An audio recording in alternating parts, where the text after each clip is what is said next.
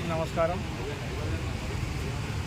రాష్ట్ర సమాచార పౌర సంబంధాల శాఖ అధికారి విజయ్ కుమార్ రెడ్డి గడిచిన 5 సంవత్సరాలుగా సమాచార శాఖ పౌర సంబంధ కమిషనర్గా పనిచేస్తూ రాష్ట్ర ప్రభుత్వ ధనాన్ని అప్పనంగా ఖర్చు చేసి దగ్గర 70 కోట్ల రూపాయల అవినీతి పాల్పడ్డాడనేది మా ప్రధాన ఆరోపణ.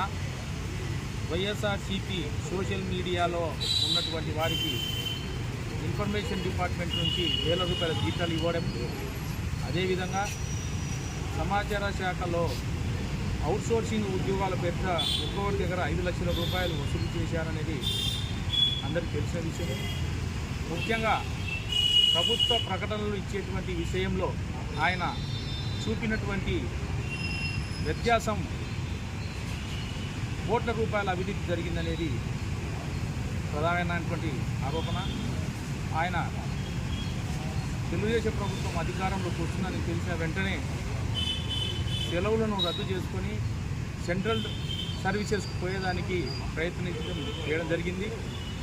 రాష్ట్ర ప్రభుత్వ ఉన్నతాధికారులు ఆయన ట్రాన్స్ఫర్ కాకుండా నిలుపుదల చేసి శాఖాపరమైన చర్యలు చేపట్టాలని భావించారు.